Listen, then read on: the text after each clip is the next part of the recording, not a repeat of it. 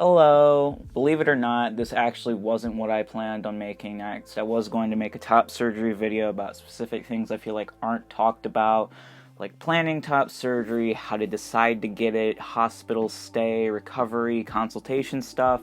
So if you have specific questions you haven't gotten answered, please leave them down below.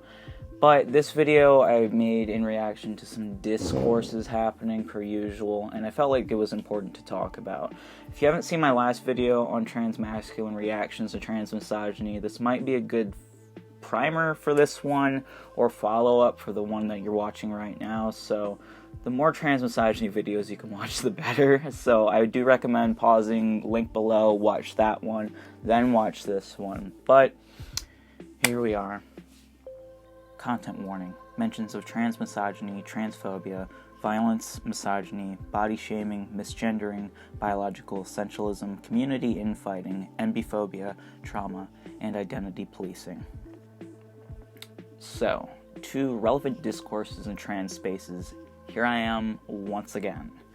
Today's chef special is the flavor of transmasculine specific discrimination.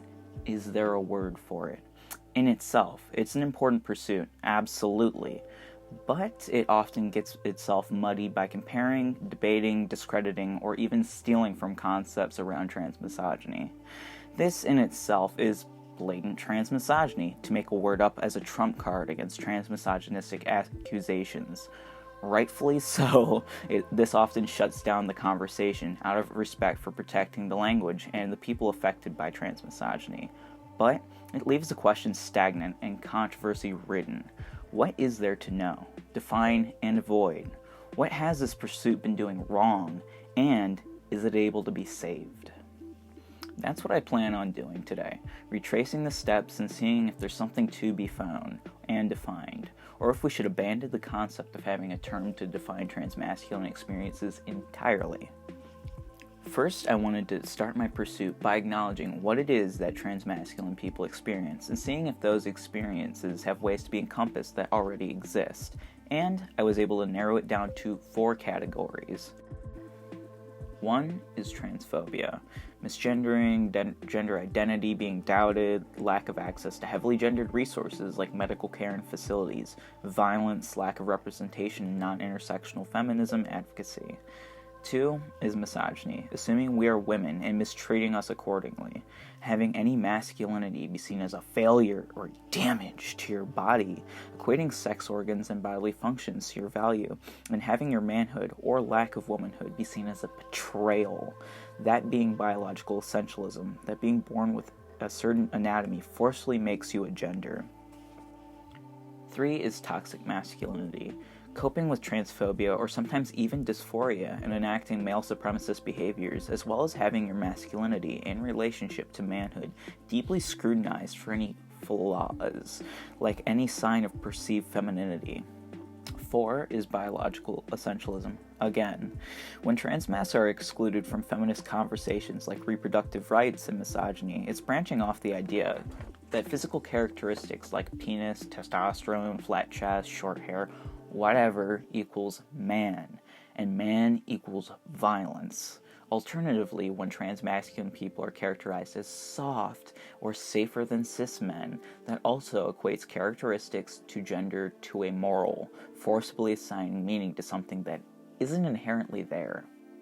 Now, these experiences all absolutely have terms, but is there a way to further narrow things down and encompass them all cleanly under one word or term? There's been attempts in the past and present, but all of them seem to fall through, missing something or another. Transmisandry. Well, this will be easy.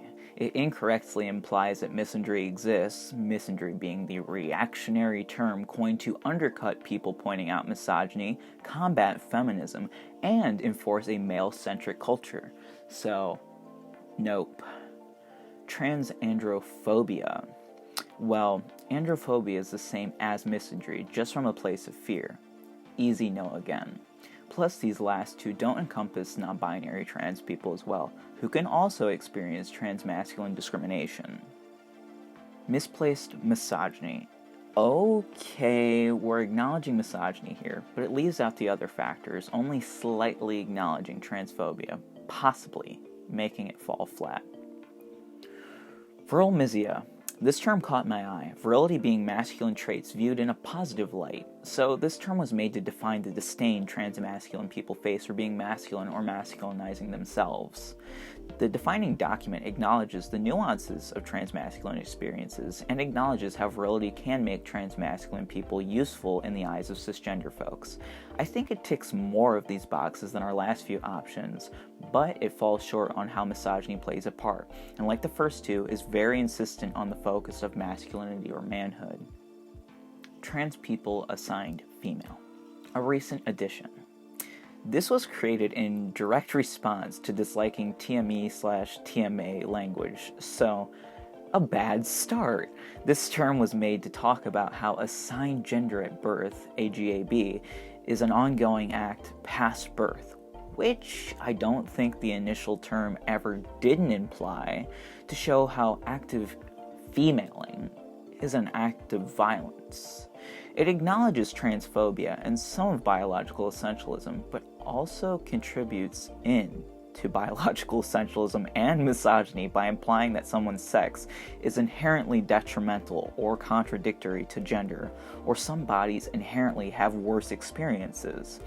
This is also scarily reminiscent to anti-trans language like trans-identified male or female. So, none of these really fit the bill for catching all of the experiences into one well-put term. If you noticed, all of them do share one strong aspect in common. They are all formed focusing on someone's masculinity and manhood.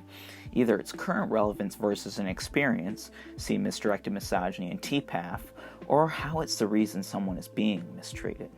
I feel like this being the focus is the inherent flaw with creating these words. Not only does it come from a perspective of wanting to make an equivalent to transmisogyny, but many ignore toxic masculinity when talking about its detriment and try to frame their masculinity as the core problem, which I don't believe is the case. Whipping Girl by Julie Serano does a fantastic job of pointing out the critical flaw with trans masks, assuming they're hated exclusively for their masculinity and manhood. While trans people on the female to male spectrum face discrimination for breaking gender norms, i.e. oppositional sexism, their expressions of maleness or masculinity themselves are not targeted for ridicule. To do so would require one to question masculinity itself. Our society is androcentric, putting masculinity at the center to marginalize femininity. Because of that, society can interpret transitioning to a masculine role affirms that masculinity is superior. We are victims trying to escape. They don't respect that anyways, but because we don't threaten that supremacy, we get a slight pass, a crumb of privilege. When privilege is said, it's within a context. I'm going to say that one again. The privilege is contextual. We certainly don't have any cis privilege, giving us plenty of societal discrimination. But, in comparison to trans feminine people, our transitions are considered less dangerous. Anti-trans folks see trans feminine people as an attack or threat on womanhood and become incredibly hostile because of it. Whereas, there's not a similar reaction towards transmasculine people and manhood. In fact, common fear-mongering tactics claim trans femmes are the ones manipulating trans masks to transition. We didn't choose this, but we must acknowledge it in order to change it. That's the very ugly truth about this pursuit here. It's not as simple as we are victims. We certainly are in many ways in a cisnormative world, but we also have some complicated privilege that we didn't necessarily ask for. But despite this, are we still possibly missing some kind of hidden intersection that transmasculine people experience? It seems like we're getting a lot closer to something now, even as the path gets rockier. Ironically, I noticed something crucial through researching the words I said didn't work. Throughout all of this, I gradually felt it coming until the realization crescendoed in my mind. There's a repeated theme of trauma with femininity, going back to our 4 experiences. 1. Transphobia, being treated and acknowledged as a woman as a form of violence. 2. Misogyny, having your value reduced to how well you can be a woman, and being a woman is bad by society's standards. 3. Toxic masculinity, fear of having signs of femininity contradict, disvalue, or disprove your masculinity or manhood. And 4. Biological essentialism, feeling that you cannot escape your birth-assigned sex, body, or role as female, having the nuances of your experiences erased. I feel like this forms a very unique experience, not always limited to trans men, transmasculine people, non-binary people, or even just trans people as a whole. When I pushed myself to make a potential word to cover this experience, I made Mismuliebrity. Mis meaning wrong or bad, muliebrity meaning womanly qualities, womanhood. This word is merely me spitballing a suggestion. Keep it, build on it, throw it away, but do consider a definition with me. Mismuliebrity could define the relationship people have being victims of misogyny, and had womanhood or femininity used as a tool of violence against them, forming a trauma towards assumed or forced femininity and womanhood. Between that trauma and an androcentric society's teachings, one learns to fear and resent femininity and womanhood, allowing toxic behaviors to arise. I've seen trans medicalists claiming you must be a masculine man to be truly trans, people scared to reclaim and explore feminine expression with a non-feminine gender, trans people becoming anti-feminist and misogynistic, and I feel like this could be examples. But that's what I've been able to come up with. I'm only one person, so I put this in the hands of the community. Did I find something? Did I miss something? Is this conversation productive? And if it is, can we continue it in mindful ways that don't overshadow or attack others? That's the biggest takeaway. How can we help our community in ways that can coexist with other advocacy within happening at the same time? In itself, there's nothing wrong with acknowledging what experiences transmasculine people face and asking the objective question of if it can be compiled into a term that defines a unique experience. Where things go south is when people rob others of their own language and use that power to silence those we disagree with. Our experiences don't have to be a perfect mirror or equivalent to transmisogyny, and to frame it that way fails the mission out the gate, just reinforcing oppositional sexism of the sex binary. We can have these conversations without denying transmasculine hardships or causing needless harm to trans feminine folks. But that's all I have to say. I wanted to do a quick cleanup and reframing of this discourse because it's getting very, very, very out of hand. Hopefully this got some gears turning out there on the topic and offered a better direction for the conversation to continue.